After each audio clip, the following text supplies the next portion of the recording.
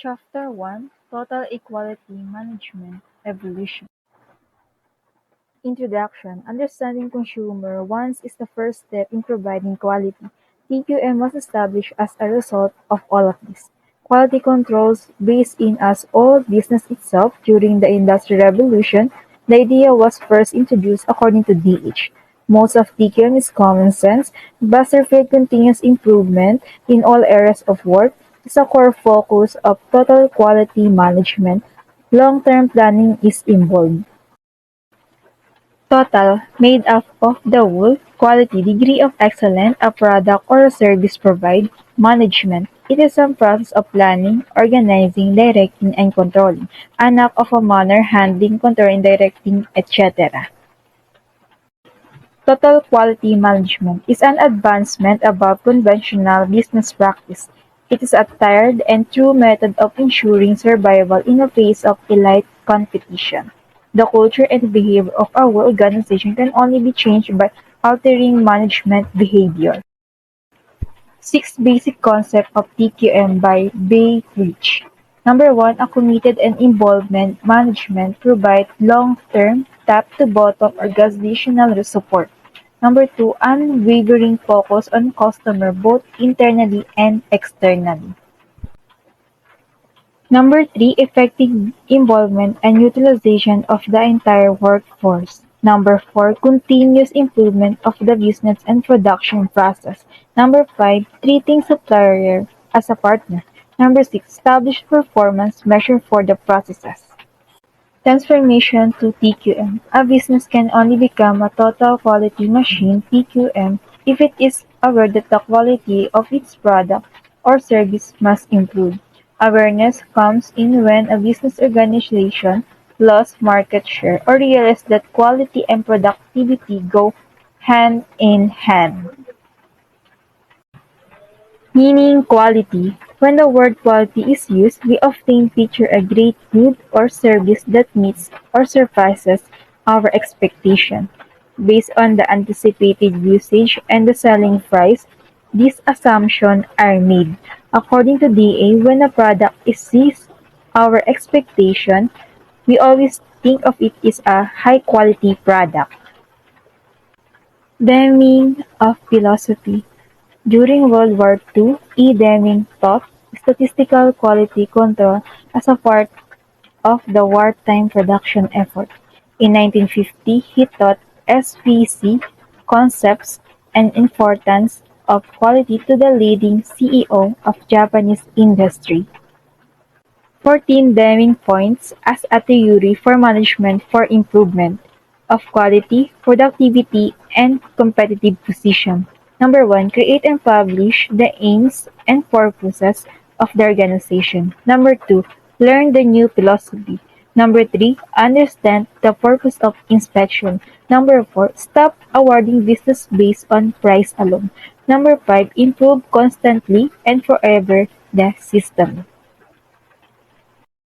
Number 6, institute training. Number 7, teach and institute leadership. Number 8, drive out fear, create trust, and create a climate for innovation. Number 9, optimize the efforts of teams, groups, and staff areas.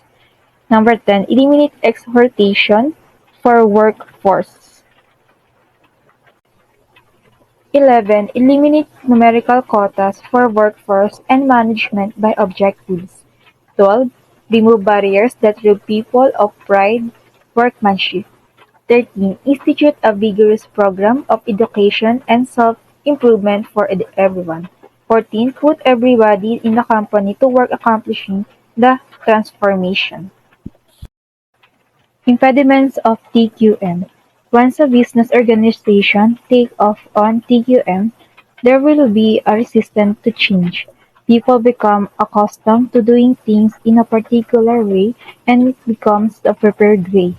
It is hard for individuals to change their way of doing things.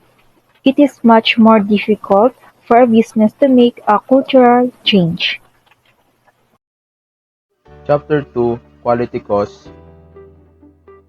Cost of quality is defined as a methodology that allows an organization to determine the extent to which its resources are used for activities that prevent poor quality that appraise the quality of the organization's products or services, and that results from internal and external failures. Cost of quality is also an important communication tool. Philip Crosby demonstrates what a powerful tool it could be to raise awareness of the importance of quality. He referred to the measure as the price of nonconformance, argue that organizations choose to pay for poor quality.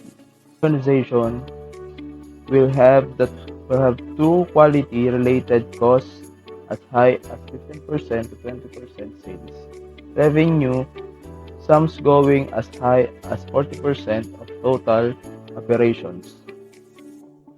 A general rule of thumb is that cost of poor quality in a thriving company will be about 10 to 15% of operations. Effective quality improvement programs can reduce this substantially, thus making a direct contribution to profit.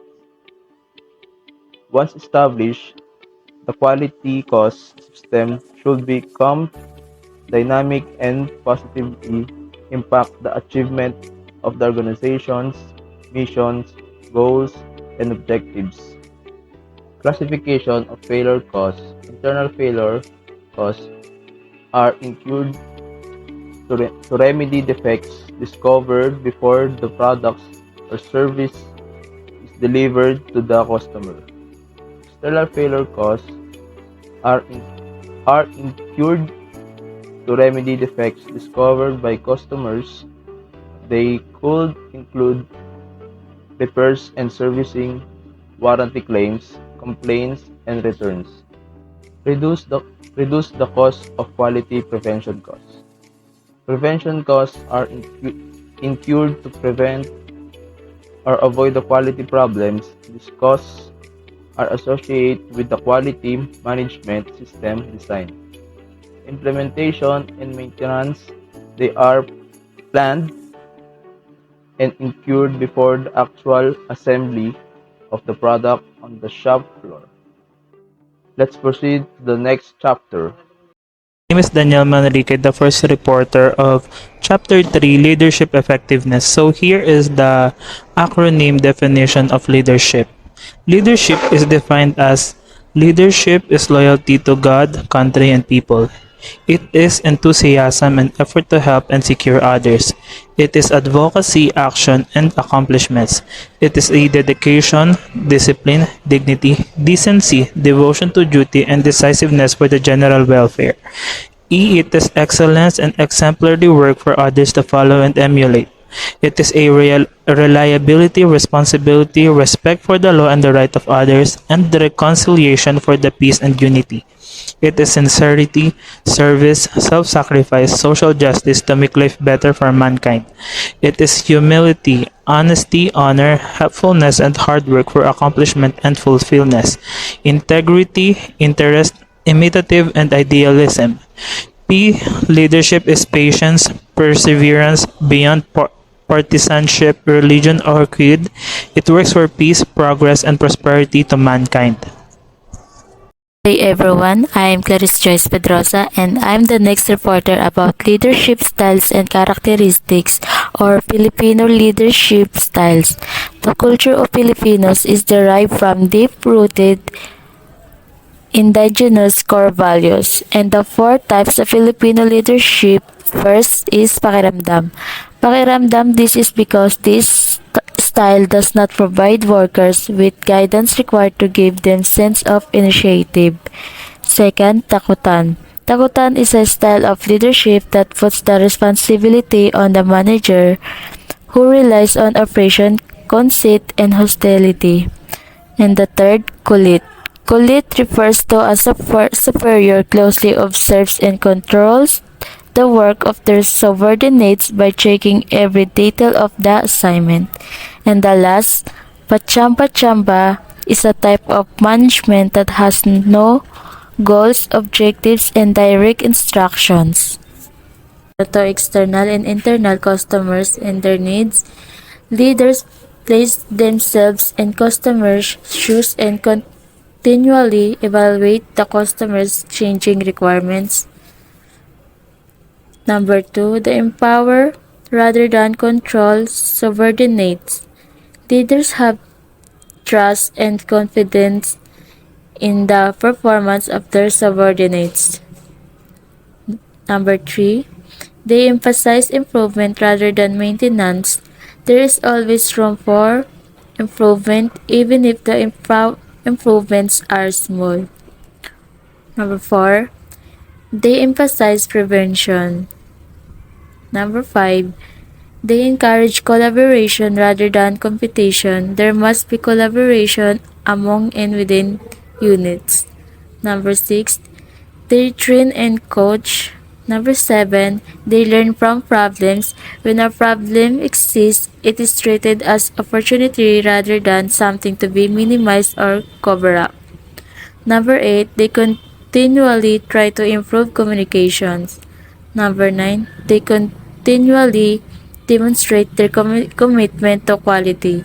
Leader work, they talk their actions rather than their words. Number 10, they choose suppliers on the basis of quality, not price. Number 11, they establish organizational systems to support the quality effort. And the last, number 12, they encourage and recognize team effort. Can be performed any organization. It can be highly effective, allowing organization to do the right thing at the right time. Every time as stated by John R. D.W. And next, goal and objectives. According to John Pesico Jr. and Gore and McLean, goals and objectives have basically the same meaning.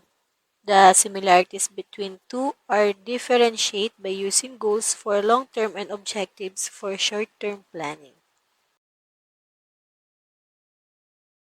Hi everyone, my name is Marley RAñESES and my report is about the 7-step to strategic planning. First, customer needs. A need that motivates a customer to purchase a product or service. The need can be known or unknown and is the ultimate factor that determines which solution the customer purchase. Second, customer positioning. It refers to the development of strategy that helps to influence how a particular market segment perceives a brand, good or service in comparison to the competition. Third, predict the future.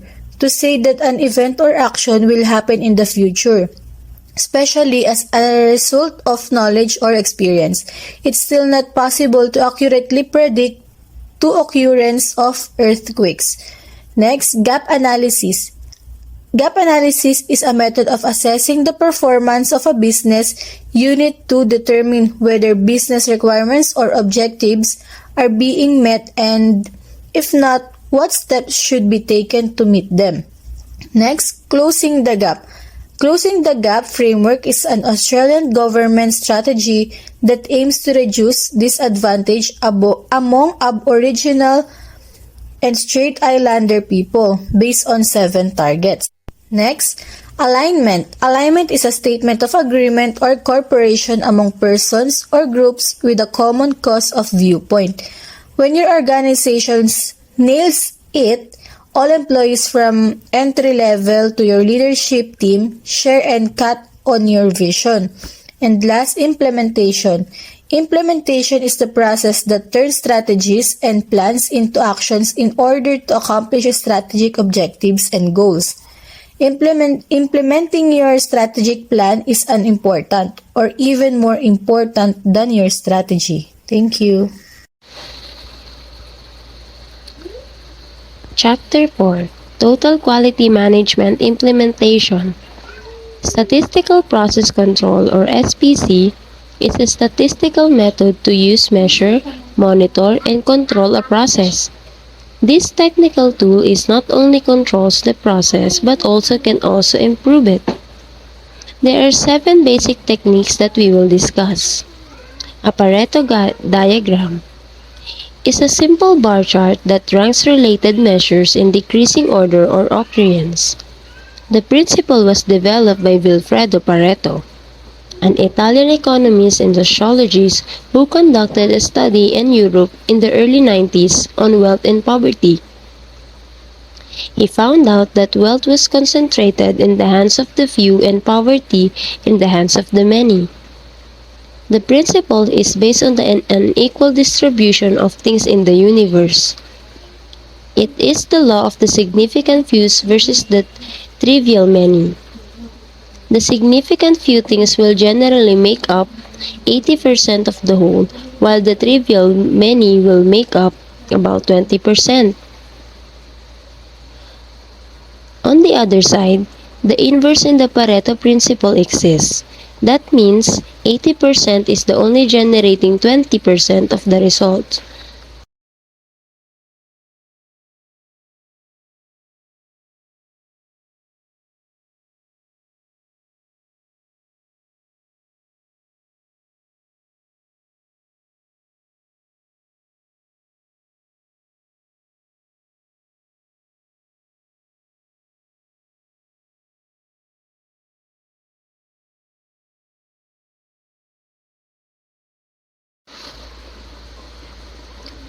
However, you should know that this is not a universal law, and it can be different in many situations. It is not always going to be 80-20, it could be 70-30, 90-10, and basically anything. The point is that the majority of results come from a minority of causes, and the minority of the result come from the majority of causes.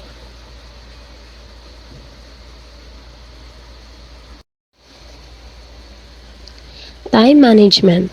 In terms of personal time management, 80% of your work-related output could come from only 20% of your time at work. Our most valuable resource is time. We all have the same amount of time in a day, but most of us do not use it efficiently. There is a distinction to be made between being busy or being productivity. Most people believe that working longer hours will lead to better results. However, it is not how much time you put in, but how will you spend that time. So if you have not used the Pareto principle yet, you are probably just too busy. However, when that principle is applied correctly, it allows you to accomplish more by doing less.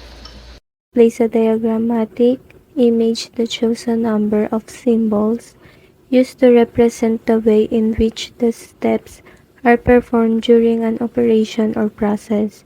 In short, a flow chart is a diagram that visualizes a process or workflow.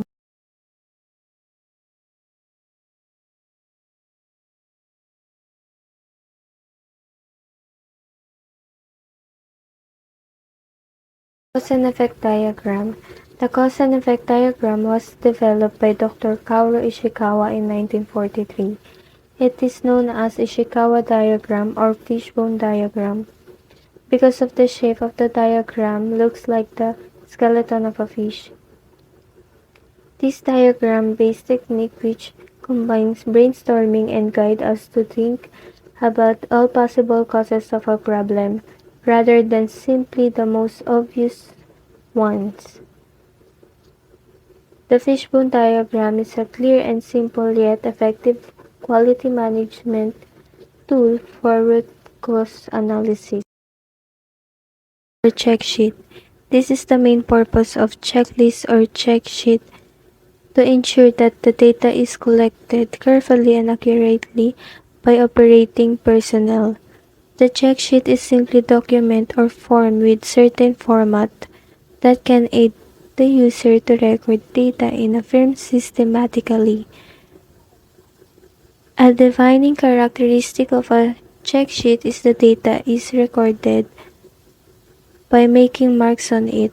A check sheet is used to collect the data, whereas A checklist is used to mark the accomplishment. This is the difference between checklist and check sheet. Common example of checklists are to-do lists, preventive maintenance, safety checklist, and SS checklist.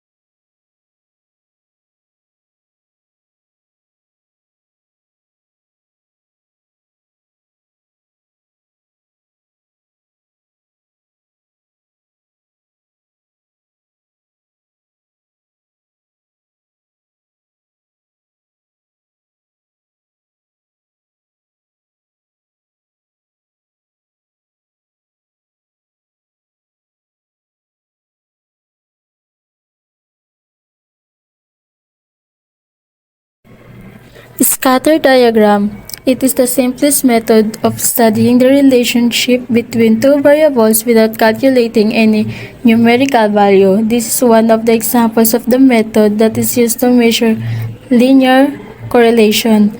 The first variable is independent and plotted along the horizontal axis, and second variable is plotted on the vertical axis or y-axis. It is also called scatter plot or XY graph. These are the example of scatter diagram and interpretation of scatter diagram. Number 1, a perfect positive correlation. If all points of scatter diagram fall on a straight line with positive slope, then the correlation is perfectly positive. It makes a straight line upward sloping, or R is equal positive 1. Number 2, perfect negative correlation. If all points of scatter diagram fall on a straight line with negative slope, with the correlation is perfectly negative, it makes a straight line downward sloping. Number 3, positive correlation. When all points of scatter diagram cluster around a straight line going upwards from left to right, the correlation is a positive correlation. It composes of strong and weak positive correlation. Number 4, negative correlation. When all the points of the scatter diagram cluster around a straight line with negative slope, the correlation is negative correlation. It composes of strong and weak negative correlation. And the last, number 5, the correlation. If the point is scattered in a haphazard or random manner, then it is a case of zero or no correlation. PDSA. PDSA cycle should be repeating again and again, defining a repetitive work process, planning a data collection and analysis in order to verify the prioritized problem. How is PDCA related to Kaizen? The PDCA process supports both the principle and practices of continuous improvement and Kaizen. Kaizen focuses on applying small daily changes that result in major improvement over time. The PDCA cycle provides a framework and structure for identifying improvement opportunities and evaluating them objectively. PDSA is an analytical process that considers the process as is, analysis it further, revise it as appropriate, and then repeat the cycle for continuous improvement. The PDSA cycle includes internal and external customer into considered as they can provide feedback about its change plan works or not. The customer defined quality and hence it is appropriate to involve them in the process. To increase acceptance of the product, it is a Kaizen mindset, also known as demanding cycle. As Dr. Edward W. Deming popularized the concept and Mr. Walter A. Shewart introduced him to this concept. Plan. This is on how you collect your data, both qualitative and quantitative. It is how plan carry out the cycle and plan answer the question who, what, when, and where. Do. It is time you will collect data and make an observation on the documents. If there are any problems, you will try to change. Study. It is the process of studying the data that you collected. Act. It is now time to put what you have learned into action and make the necessary adjustment to the change, as well as plan how you will attempt to adapt with the new adaptation. Chapter 5 ISO Certification. ISO certification, or International Organization for Standardization, is an organization composed of representatives from the national standards organizations of member countries. They set policies, process and procedure that the company must plan and execute to improve the various core business process, checking output defect, regularly reviewing the process, and facilitation continuous improvements. We discussed the two management of system that ISO implement in the policies, and that is a QMS, or a quality management system, and EMS, or environmental management system. So in short, the ISO certification is a seal of approval from a third-party body that a company runs to one of the international standards developed and published by the International Organization for Standardization. Quality Management System ISO 9001 is an internal process within organization and intends to provide the process approach for project execution. A complete ISO 9001 quality management system must address all the requirements of ISO 9001, including the ISO 9001 documentation requirements. A quality management system, in its basic concept, is quite simple. It seeks to, number 1, recognize interest party requirements including licenses to trade, guidelines, customer requirements, and the chosen management system standards. 2. Ensure that all requirements has been met. 3. Confirm that employees receive applicable training in the quality system requirements. 4. Determine process, their interaction, inputs and outputs. 5. Produce records or evidences that system requirements has been met. Number 6. Measure, monitor, and report the performance of QMS. 7. Plan changes to the QMS and take action to address risks and opportunities as a result of changes. 8. Perform internal audit to analyze the QMS and correct non-conformities. And lastly, number 9. Continually improve the QMS. Number 2. Environmental Management Systems ISO 14001 is to specify general requirements and guidelines that will have minimal negative environmental impact and improve environmental performances. Economic benefits of implementing an environmental management system, or good environmental stewardship that an organization can expect, are discussed in greater detail in Joe Kosek's book, Environmental Management, Quick and Easy. Kosek identifies 4 significant economic benefits. 1. Corporate reputation and image. Corporate image is more about how a brand makes people feel, while reputation includes people's perceptions of company's products, leadership, finances, social responsibility, and interactions with its customers, employees, and community. Both corporate image and reputation can impact a company's revenue and success. Number 2, lower environmentally related costs and fees.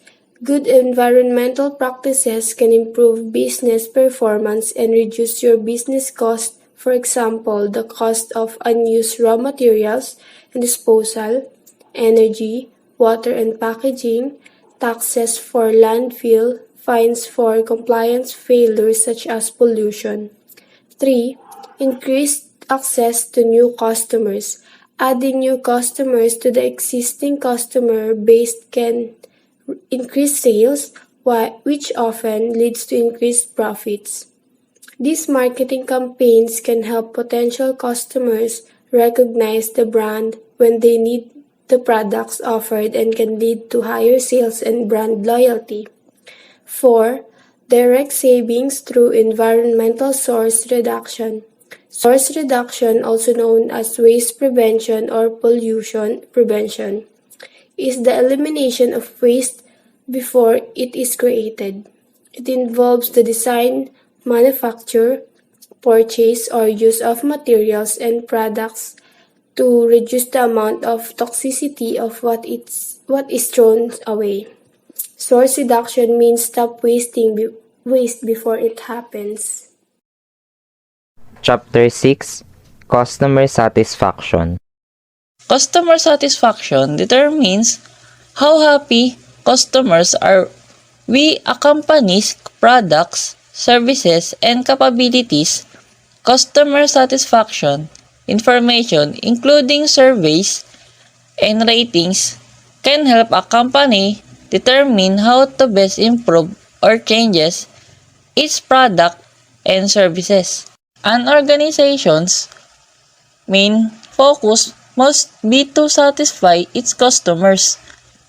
This applies to industrial firms, retail and wholesale businesses, government bodies, and service companies, non-profit organizations, and very subgroup within an organization. A model of customer satisfaction takes into account various factors such as perceived quality, perceived value, and customer expectations in ascertaining customer satisfaction. For a business, it's one of the best tools to make sure customer satisfaction level with their brand and take steps to improve that. The American Society for Quality Control conducted a survey on customers' perception of important factors that influence purchases showed the following ranking. First is the performance, second features, third the service warranty, number 4 price, and number 5 reputation. So number 1 is the performance. It involves fitness for use, determine product feature, ready for customer usage. Number 2 is the features. It involves attributes of product or services for primary and secondary nature depend upon psychological, time-oriented, contractual, technological, etc. The third one is the services. It related customer services, part to give customer added value considered as intangible features. Although there is difference between better customer services than better quality of product. The fourth is the warranty. It is considered as public promise backed by guarantee for customer satisfaction. It gives customers for commitment. It generates feedback about products, features, and services. It encourages to purchase product and reduce risk level. And number 5 is the price. The perception of customers change about pricing. They can pay higher price to obtain value. The customers have trained to compare multiple companies' product or services. If the company wants to retain the customer, they have to increase ongoing effort in terms of identification, verification, and update according to customer requirement. The last one is the reputation. It sometimes relates to the goodwill for an organization. Total customer satisfaction gives an organization reputation. Customer perception relates to purchase trusted brand, which gives cost increase 5 times related to product. The strategy maker of an organization consider the economical condition under consideration. The factors of performance, features, and warranty are part of product quality. Therefore, it is evident that the product quality and service are more important than price. Although this information is based on the retail customer, seemingly to some extent it is also true for the commercial customer. When we're purchasing any kind of products or items, we always consider the quality of the product and also the service of it, regardless of how much it's cost. Most of the products that is high in quality can cost much. So as a customer, we should be more meticulous in buying products. According to Dale H. Besterfield, customer feedback must be continually solicited and monitored. Feedback enables the business organization to, number 1, discover customer dissatisfaction, number 2, discover relative priorities of quality, number 3, compare performance with the competition, number 4, identify customers' needs, lastly, number 5, determine opportunities of improvement. Customer feedbacks should be continuous because customers are different. Different types of customers means different types of expectations. So, Kano model is a conceptualization of the customer requirements by representing the major areas of customer satisfaction. Companies today use the Kano model to help identify what their customers rely values on their products. So, this can be helpful to determine how to change or improve a product and can also use to evaluate whether a new product that is being considered to be good idea. And to make following can show how the information and the categories can be tracked to make it easier for those using this model. So the Kano model is analysis mode or in pronounced KANO, also known that the customer delight versus implementation investment approach is an analysis tool that enables you to understand how customers' emotional responses to products or features can be measured and explored. First, must be quality. Kano referred to them as must be due to the fact that they are not only the basic needs to be considered but also the price involved when penetrating the market. For example, include greeting customers in a call center and providing a clean room in a hotel, all termed as basic needs. One-dimensional quality. A quality element that is nice to have but can lead to dissatisfaction if not present. This applies, for example, how easily users can use a product. In fact, if the software works properly and is too easy to use, user satisfaction will increase. Attractive quality. This refers to a trait that a product might possess that will be a bit of a bonus or pleasant surprise for the customers, but wouldn't change the customer satisfaction level if it wasn't included.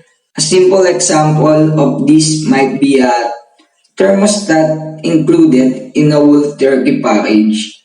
Indifferent quality.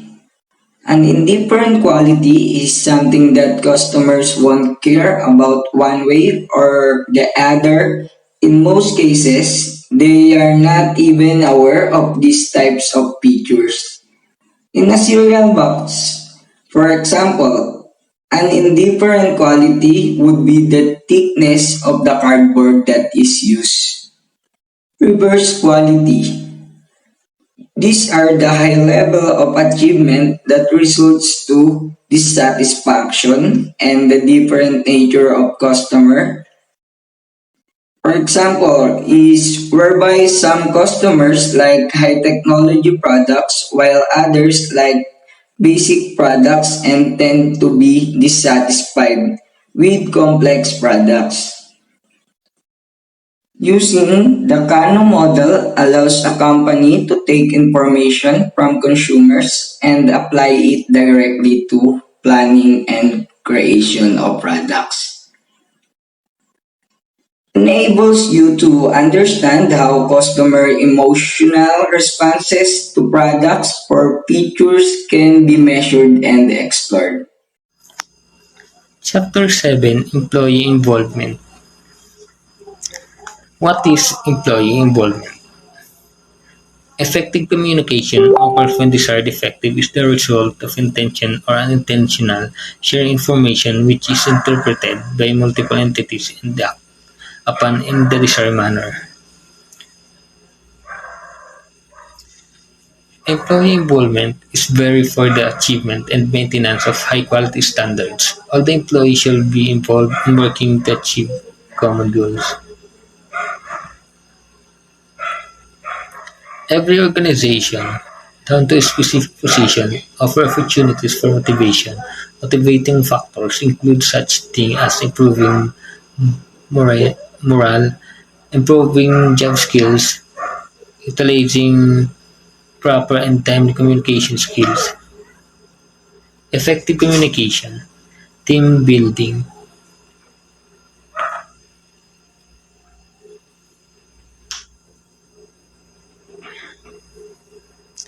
These are theories that support the idea of motivation, and one this is expressed in hierarchy theory by Dr. Abraham H. Maslow. Douglas MacGregor is the author of Theory Why MacGregor's Theory of Peoples given below. Want to learn? Work is natural activity. Have self-discipline. Develop themselves. Frederick Herzberg has divided the motivational aspect of human being, Herzberg two-factor theory, into the following.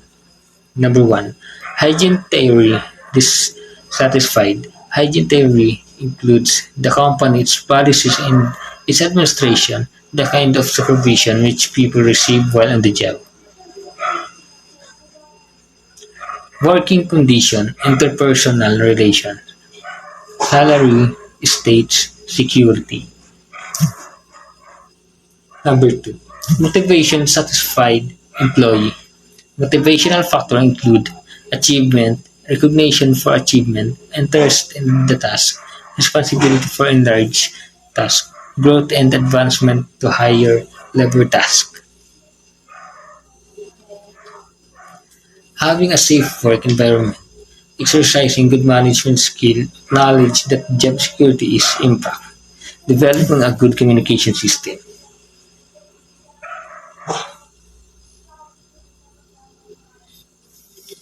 Another theory is Theory X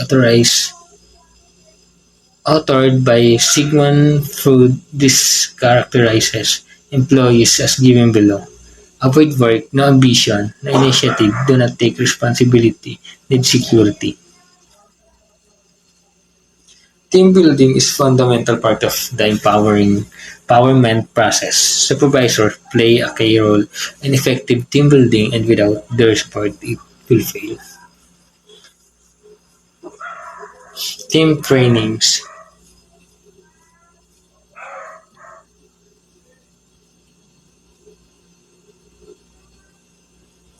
The trainings must be experimental because the trainees will retain 20% of what they do.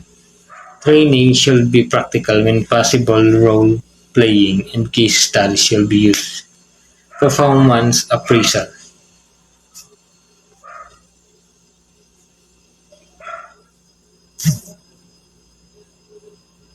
The objective of performance appraisal is to improve performance, let employees know how they are doing, and provide a basis for promotion, salary increase, counseling, and other purposes related to an employee's future. Employees recognition and award.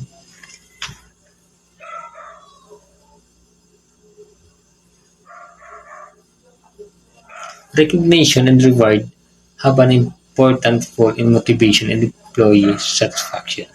Recognition and award recognize and promise goal-related activities. Benefits of employees.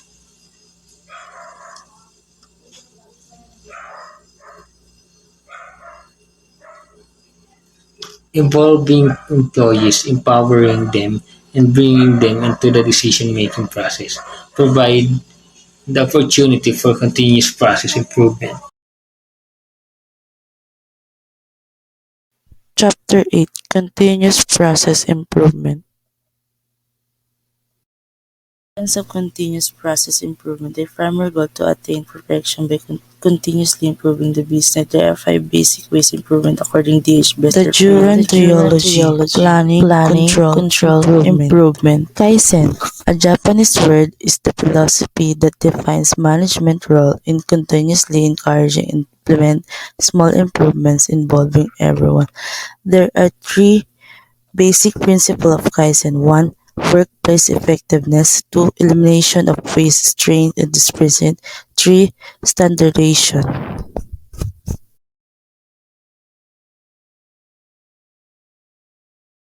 Workplace effectiveness. Japanese have developed 5S tools for addressing the work effectiveness.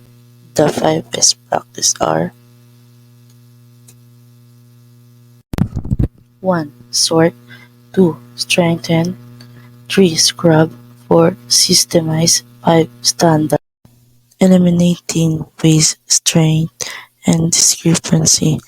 Kaizen is achieved through application of 5S tools for workplace effectiveness and elimination of 3 must. There are 3 must stands for 3 Japanese words. Muda means waste, muri means strain, and mura means discrepancy.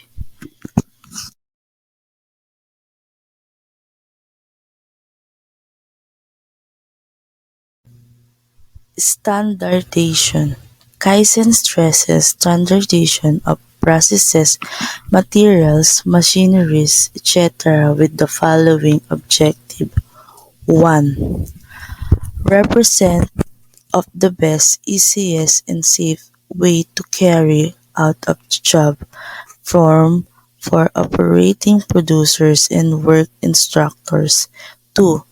Represent the best way to know how and expert and standards and producer for the same. 3. Involve effective. Effective means to measure performance and standardization of the same.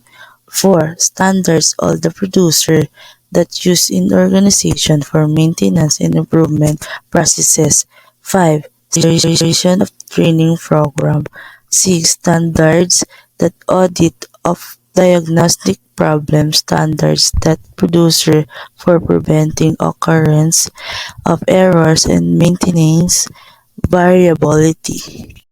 Hi, good day everyone. My name is MANRIQUE, the first reporter of Chapter 9, Supplier Partnership. So what is the importance of suppliers? We can safely assume that more than 50% of every sales peso is spent by a business organization in purchasing raw materials, components, and services. Therefore, poor supplier quality has a substantial unfavorable output. One vital key in obtaining high-quality products and services is to work with suppliers in partnering atmosphere to attain the same quality level as achieved within the business organization. To that matter, partnering comes. Partnering is a long-term commitment between 2 or more businesses organizations for the purpose of attaining specific goals and objectives by maximizing the effectiveness of each participant's resources. The relationship is based upon trust, dedication to common goals, and objectives. There are 3 elements to a partnering relationship: long-term commitment, trust, and shared vision, according to Rusty Haggard. Long-term commitment. The benefits of partnering are not achieved quickly. Problems require time to solve or processes needs constant improvement. Long-term commitment provides the needed environment for both parties to work towards continuous improvement. Trust.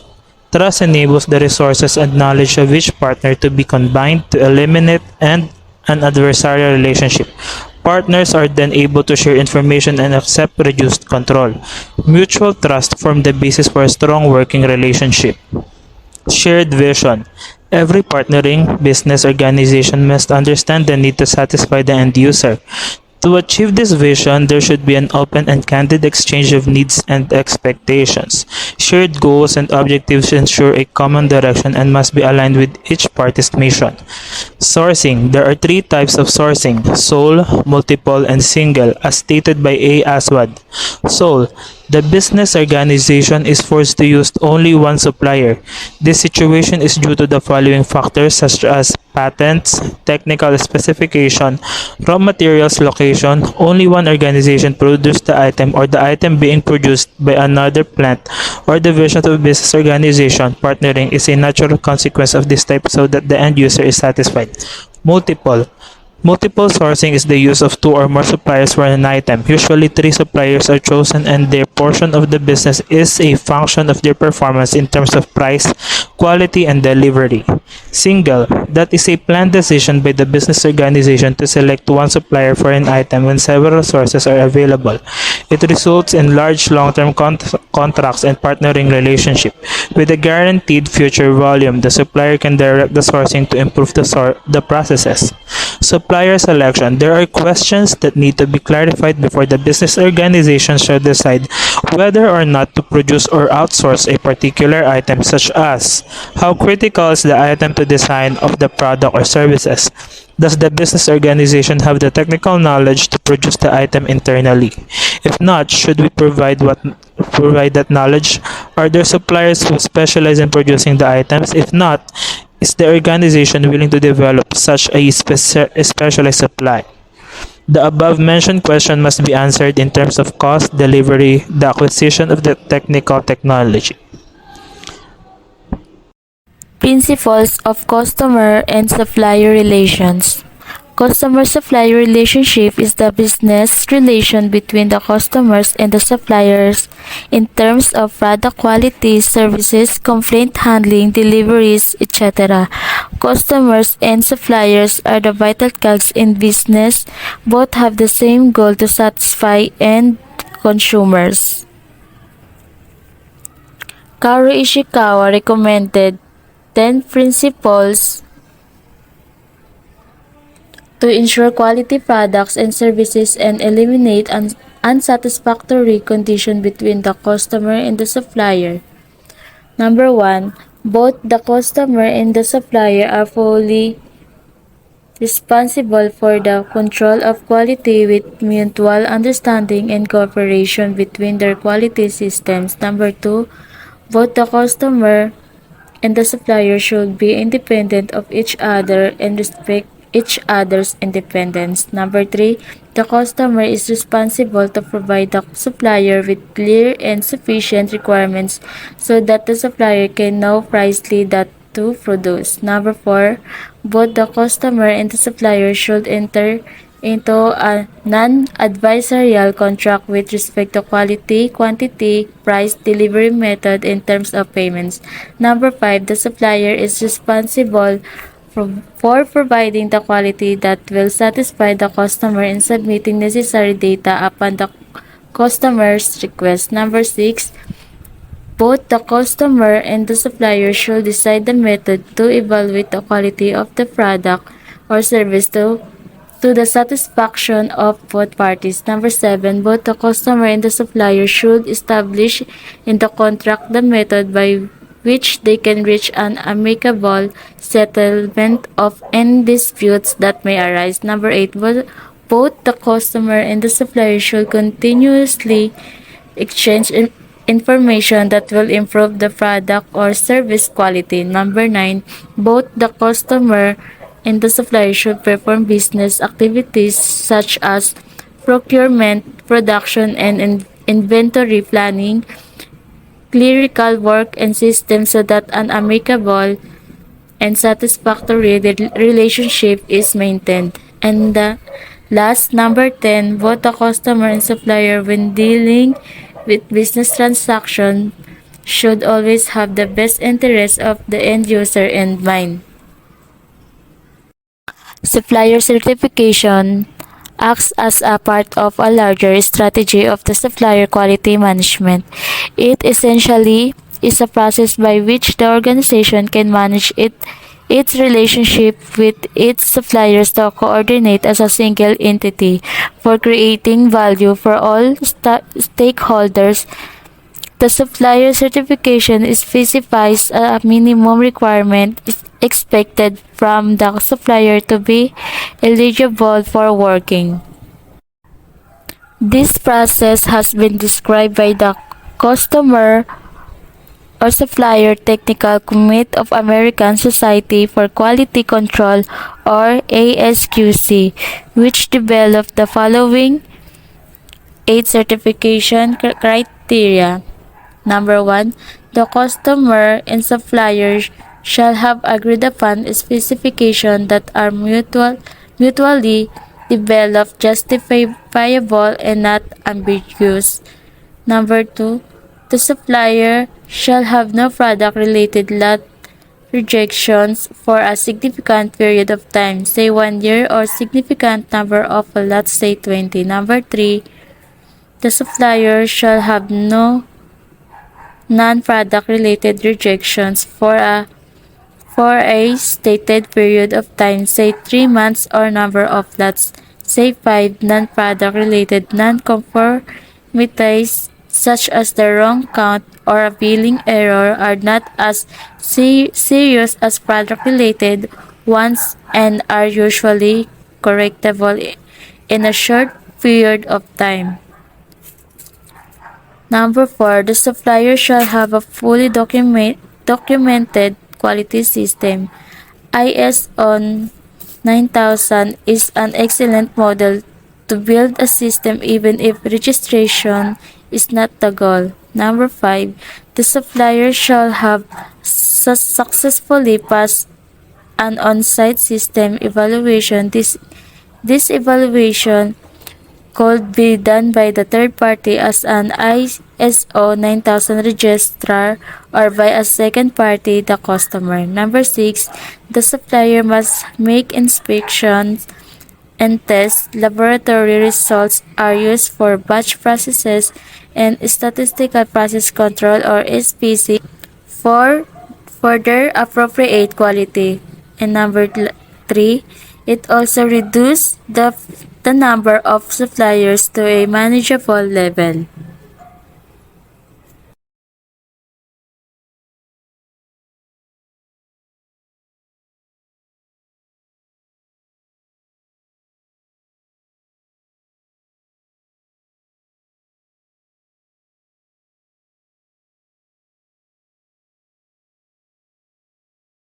Is Marley Rañeses, and my report is about supplier rating.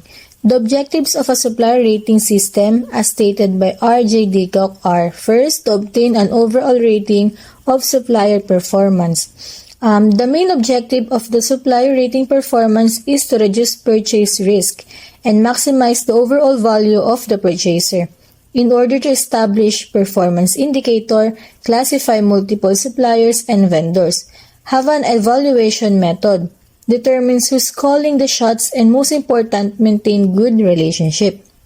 Second, to ensure complete communication with supplier concerning their performance in the areas of quality, service, delivery, and any other measures the customer desires. Effective communication between buyers and suppliers helps support long-term goals by building a strong and trusting relationship in which both parties are comfortable sharing informations and working together to support their goal.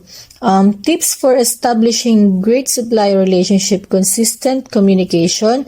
Any healthy relationship is founded on effective and content communication. Your suppliers are not just vendors. Evaluate risk. Be a great customer. Be mindful of cultural differences. Understand your suppliers and invest in technology. Third, to provide each supplier with a detailed and factual record of problems for corrective actions. Documentation is the key to a good compliance and ensure traceability of all development, manufacturing, and testing activities. Documentation provides the route for auditors to assess the overall quality of operations within a company and the find product. Last, to enhance the relationship between the customer and the supplier. The supplier provides a company with the service it uses in providing goods and service to its customer. Without a solid relationship with its suppliers, a company cannot offer its own customer are consistently high quality product or service. Ways to improve your relationship with your suppliers: be mindful of cultural differences. Communication is everything. Set the tone as soon as possible. Understand your suppliers. Ensure everyone in your business is on the same page. Meet your suppliers in person and be honest as possible.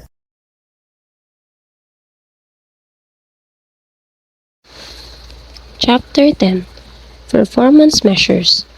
Performance measures is the sixth and final concept of total quality management. It plays an important part in overall success or failure of a business organization. Performance measure is quantitatively tell us something important about our product services and the process that produce them.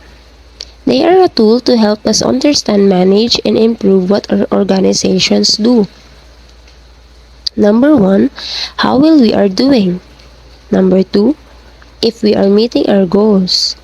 3, if our customers are satisfied. 4, if our processes are in statistical control. 5, if and where improvements are necessary. As a process, performance measures is not simply concerned with collecting data associated with a predefined performance goals or standard. Performance measurement is better than thought of an overall management system involving prevention and detection aimed in achieving conformance of the work, product, or service to your customers' requirements. Additionally, it is concerned with process optimization through increased efficiency and effectiveness of the process or product. These actions occur in a continuous cycle, allowing options for expansion and improvement of the work process or product as better techniques are discovered and implemented. Product activities uses measures such as defects per million, inventory turns, and on-time delivery. Service activities uses measures such as billing errors, sales per square feet, engineering changes in activity time.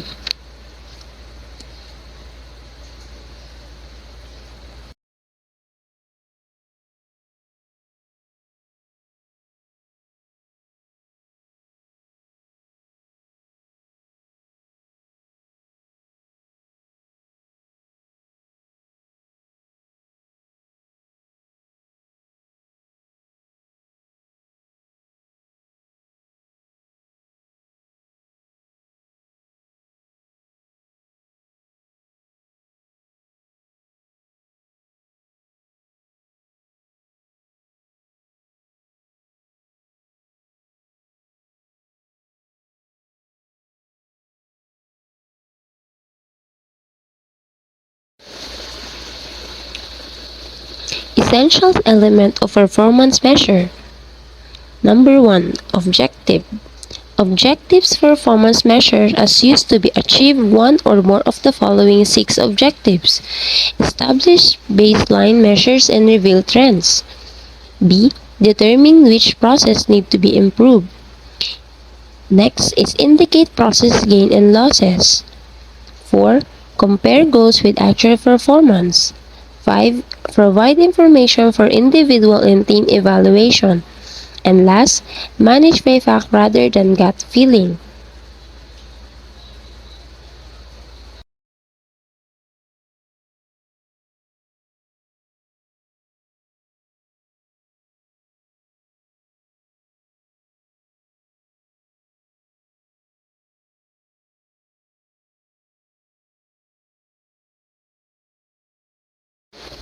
Number 2, typical measurement.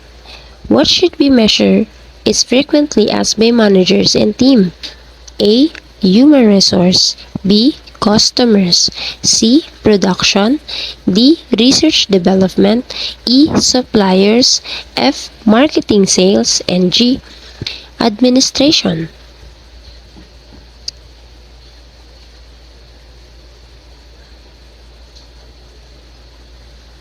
Why do we need to measure? First, control. Measurements help to reduce variation. Next is self-assessment.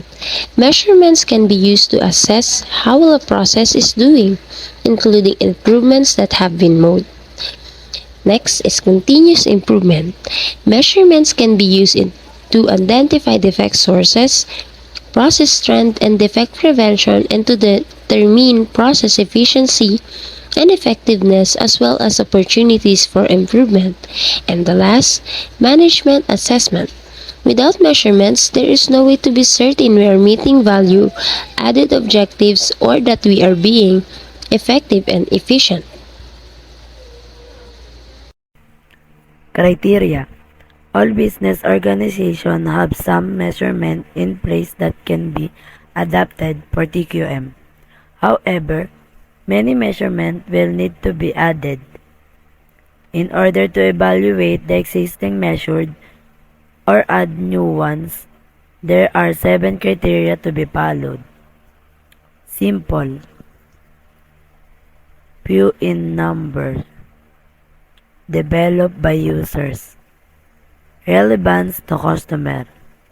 Improvement. 4 characteristic. 1 or more 7 basic characteristic is used to measure the performance of particular process or function. Quantity, cost, time, accuracy, function, aesthetics, service. The Malcolm-Baldrige criteria for performance excellence in the early and mid-90s, many industry and government leaders saw the need for a renewed emphasis on quality for doing business in an ever-expanding and more demanding competitive world market.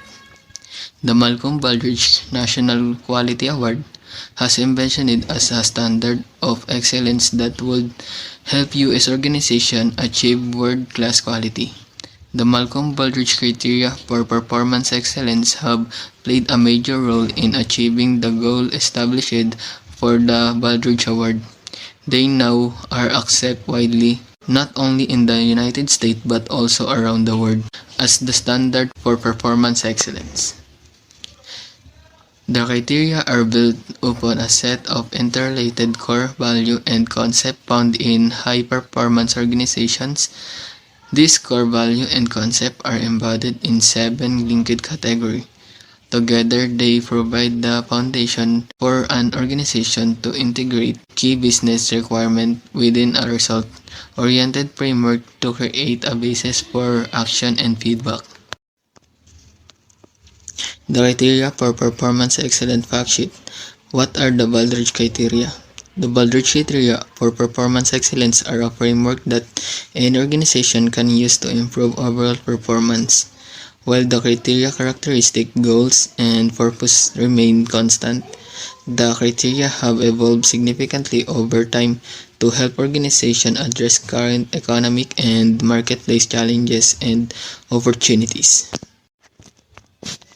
The criteria characteristic focus on results in all areas of organizational performance to ensure that all strategies are balanced, are non-prescriptive, and adaptable to promote creative and flexible approach for meeting requirements, and to foster incremental and breakthrough improvements. Support a system perspective to maintain organization-wide goal alignment. Support goal-based diagnosis on a profile of performance-oriented strengths and opportunities for improvement. Criteria goals. The criteria are designed to help organizations use an integrated approach to organizational performance and management that result in delivery of ever-improving value to customers, contributing to marketplace success, improvement of overall organization effectiveness and capabilities, organizational and personal learning. The third one is customer focus. Customer focus examines how the organization determines requirements and expectations of customers and markets, build relationship with customer, and acquire, satisfy, and retain customer. Number 4 is measurement, analysis, and knowledge management. The management use analysis and improvement of data and information to support key organizational processes as well as how the organization reviews performance. Number 5 is workforce focus.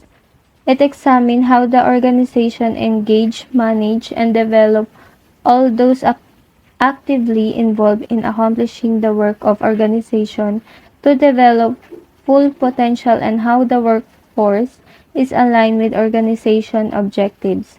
Number 6 is process management. Process management examines the aspects of key production, delivery, and support processes are designed, managed, and improved. The last one is results. Results examine the organization performance and improvement in its key business areas: customer satisfaction, financial and marketplace performance, workforce, product, service, and operational effectiveness and leadership. Core values and concept. The criteria are built on a set of interrelated, embedded beliefs and behaviors found in high-performing organizations. The core values and concept are the foundation for integrating key business requirements within a result-oriented framework that create a basis for action and feedback.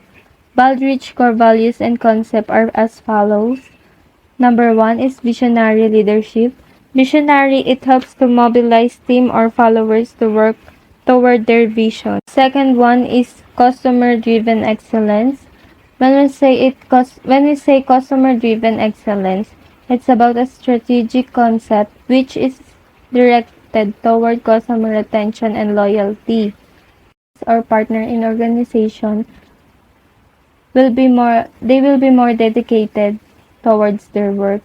The next one is agility. Agility is the capacity to gather and disseminate information about the changes in their environment itself.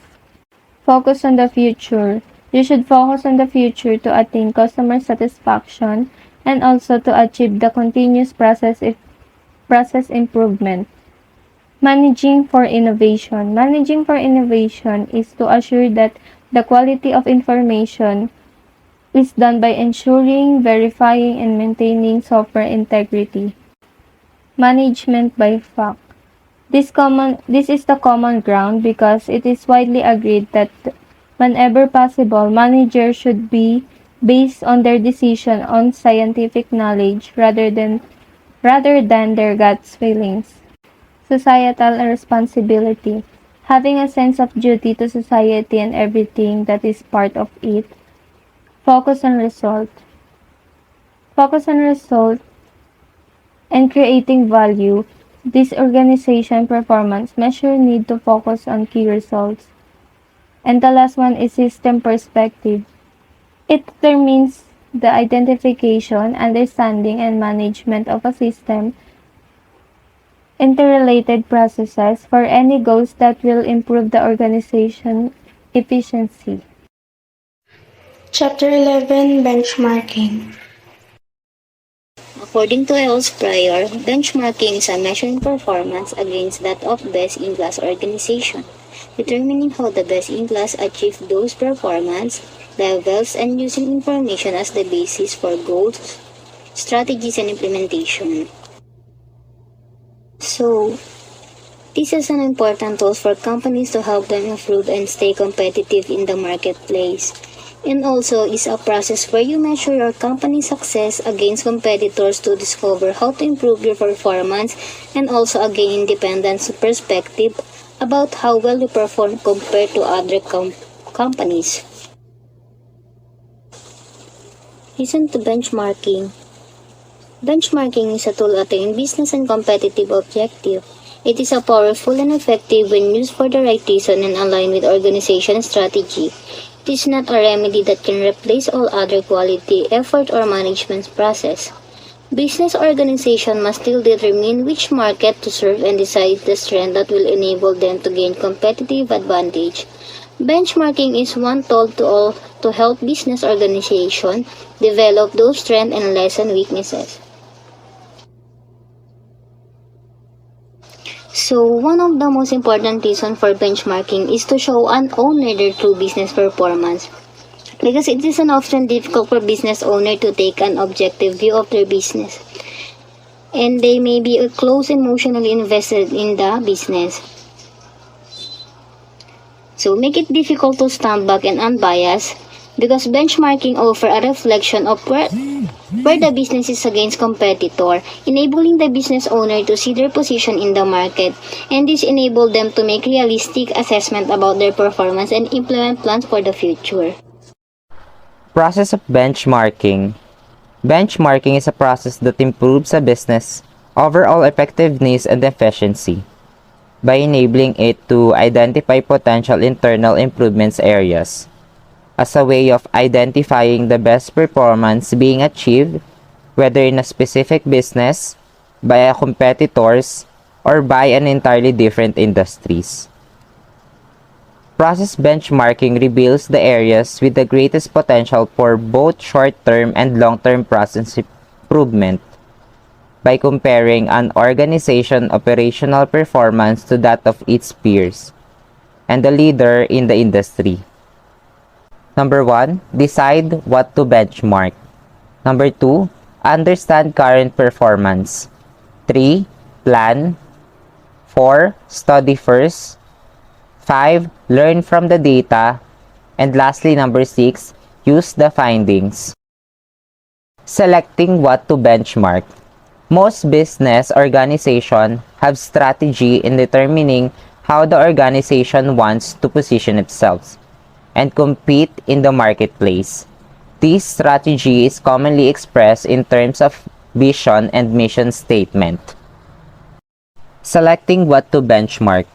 We need to understand where it came from. We need to understand our goal for us to see what is wrong.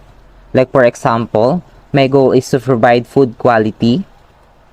But then, when I see there is a customer complaint that there was a piece of hair in the food, that is what we need to select for you to benchmark. Understanding present performance. To compare practices to outside benchmarks, it is first important to properly understand and document the present process. In documenting the process, it is necessary to quantify it.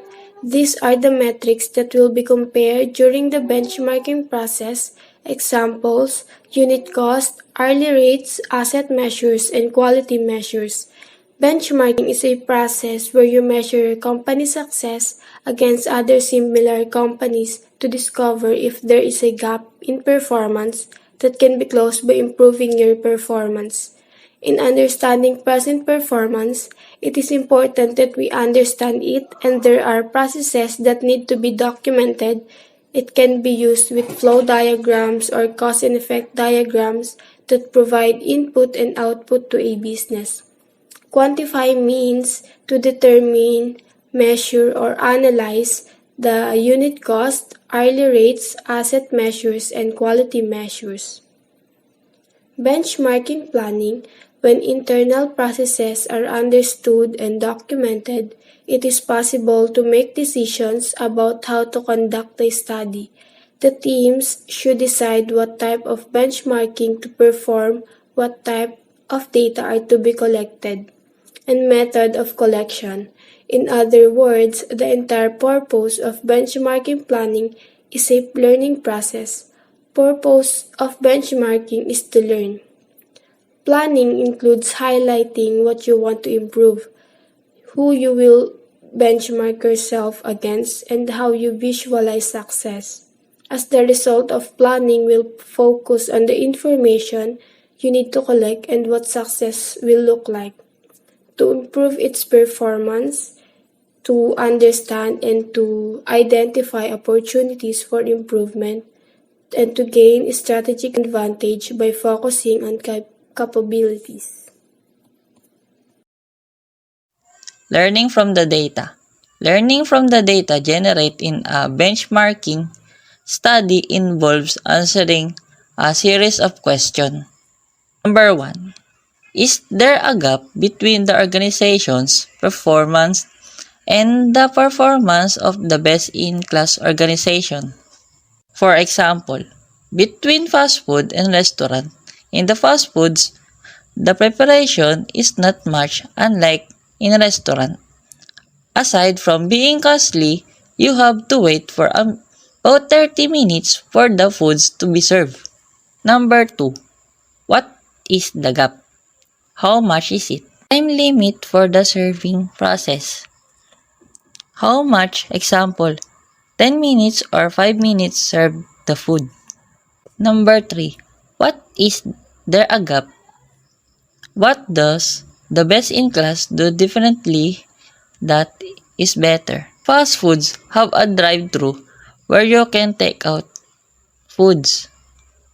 Restaurant, they don't have a drive-thru but is not allowed to take out or depend on the restaurant. Number 4.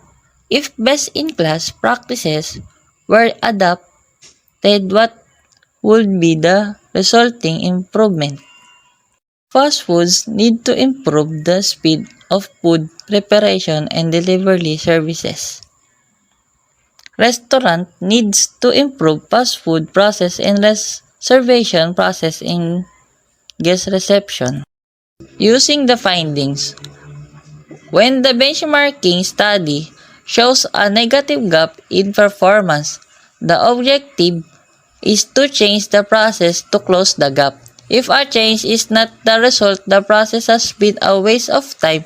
The effect change the findings must be communicated to the people within the business organization who can able to improvement. The findings must translate to goals and objectives, and action plan must be developed to implement new process. It should focus to the goals and objectives, and action plans must be concrete or in details by comparing in the other organizations or process within organization, specifically comparing it to direct competitors, and analyze the metrics to set performance standards, and lastly, evaluate the success of company's strategy. Basic criticisms of benchmarking. Basically, benchmarking can be summed up quite simple. Find someone who executes a process better than you do and copy what they do. Benchmarking is not a cure or remedy. It is not a strategy, nor is it intended to be a business philosophy. It is an improvement tool. Benchmarking is not a substitute for innovation. However, it is a source of ideas from outside the organization. They care about quality, cost, delivery, and the amount they are going to pay. So criticism of benchmarking must be goal-centered. If your goal is to succeed in the nature of business you are into, then focus on some successful businesses around that nature. Benchmarking is simply comparing your business to the other leading businesses in a positive way.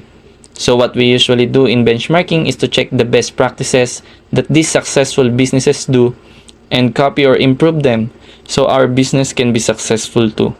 It could be by process of financial way, but benchmarking is different from innovating. Chapter 12. Quality Function Deployment. Quality function deployment is a structured approach to defining customer needs or requirements and translating them into specific plans to produce products to meet those needs. The voice of the customer is captured in a variety of ways. Direct the term to describe the stated and unstated customer needs or requirements. The voice of the customer is captured in variety of ways. Direct discussion of interviews, surveys, focus groups, customer specifications, observation, warranty data, field reports, etc. This understanding of the customer needs is then summarized in a product planning matrix or house of quality. It is stated that in order to develop goods that satisfy our customer wants, we must be aware of their needs. After we do, we can prepare in advance. For example, for those who have worked in fast food or restaurants, We frequently run into customer complaints. In this case, if we meet such a situation, as managers, we should consider that after hearing the customer's perspective or his concerns, we should be considering a plan or what we will do in order to address the customer complaint. This is a strategy to assure the customer that their concerns will be solved right away. This is done to convey to the client that they are valued by us. This is the matrix, or they called it House of Quality. House of Quality is the most recognized form of representation of quality function deployment. This matrix is basically made up of two main parts. The horizontal part of the matrix contains information related to the customer, or the customer table. The vertical part of the matrix contains technical information and response to input from consumers and is referred as the technical table. Quality function deployment team is in charge on gathering feedbacks and recommendations from customers using the matrix. If quality function deployment is implemented, you should consider committing considerable amount of time, because as we develop quality products, we need time. There are small chances that you can make a quality product in a short span of time. That's why we have quality function deployment team to make sure that you can meet the customer satisfaction. There are two types of team. These are new product team and existing product team. New product team are assigned on overseeing the process of new product design. They are the people who gathers requests and recommendations of the customers to develop and make new products. While existing product team is in charge of enhancing and launching new features of products for a given product line. The similarities of two teams are: 1. Allow information to be collected between times that will ensure that the right info is being entered in QFD matrix. Number 2, keep the team focused on quality improvement goal. Both of the team are allowed to collect information to ensure that the right info is being gathered and entered in QFD matrix. Meetings are conducted in most efficient manner and members are well informed how good QFD process is working at each meeting. Defining the priorities of the project, also providing clearly defined scope of the project composed of members from marketing, design, quality, finance, production. Utilize time and inter-team communication. Using time effectively is essential in getting the project done on schedule. Using inter-team communication will alleviate unforeseen problems. When developing and improving products, it will be discussed first in meeting. Of course, all the staff should be there. During the meeting, you should clearly discuss the agenda of it. After meeting, inter-team communication is next. From marketing to production should be discussed what their plan, and to know small problems, everything to resolve the small and to avoid the big problems to occur. And lastly, you should use your time effectively. Team leader should assure, and the benefits of meeting will vary depending on when the team members arrive or whether attendees are local or came from around the world. And this is the stances of benefits of quality deployment as a team, strengthen relationship and team cohesion. And the three example of quality function deployment: number 1 is share information and encourage discussion. Number 2, exchange feedback about projects and ideas. Number 3, showcase leadership and motivates. So, the benefits of quality deployment team as a systematic way of obtaining information and presenting it. So, this is the methodical approach to gathering and presenting the information. Number 2, shorter product or development cycle. This is a quicker cycle for product development.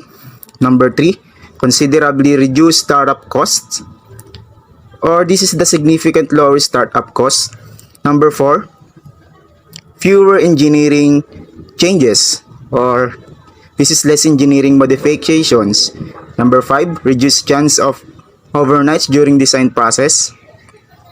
So this is to minimize most possibly of overnights while designing. Number 6, an environment of teamwork. This is for teamwork or teamwork brainstorming. Number 7, consensus decision. This is agreement or a judgment of discussion of work. Number 8, everything is preserved in writing. This is course we need to every detail is documented in writing. Number 9, it facilitates the identification of the causes of customer complaints and make it easier to take prompt remedial action, or to make it easy to quick and corrective action, and makes it easier to identify the reason behind the customer complaints. Number 10, it is a useful tool for improving product quality, to differentiate oneself from rivals, to rise above them, and to increase repeat business. 11. It is a useful tool for competitive analysis of product quality. Because of this, we will know more about the high quality of our service or product compared to others. Number 12, it stabilizes quality. As a result, we are better able to prevent errors, product returns, and purchase cancellations. Number 13, it cuts down on rejects and rework at the production site. Because of this, our cost will be reduced and our profit will be greater. Number 14, it decreases claims substantially. We will be more competitive to offer our product or service to the market. Number 15, marketing benefits are obtained by identifying sales point. Because of this, we will get more knowledgeable or obtain our company's sales target. Therefore, the benefits of quality deployment, improving communication and information sharing within a cross-functional team entrusted with designing a new product are the key to make process and the advantages of employing quality function deployment. Quality function deployment process. Quality function deployment begins with the product planning, continues with product design and process design, and finishes with process control, quality control, testing, equipment maintenance, and training. For example, you are planning to introduce new canned goods to the market. First, you need to plan how you do that. Then plan the product design and how will you execute it. Then you'll test if it is effective and good. You also need equipment to do that and train your people.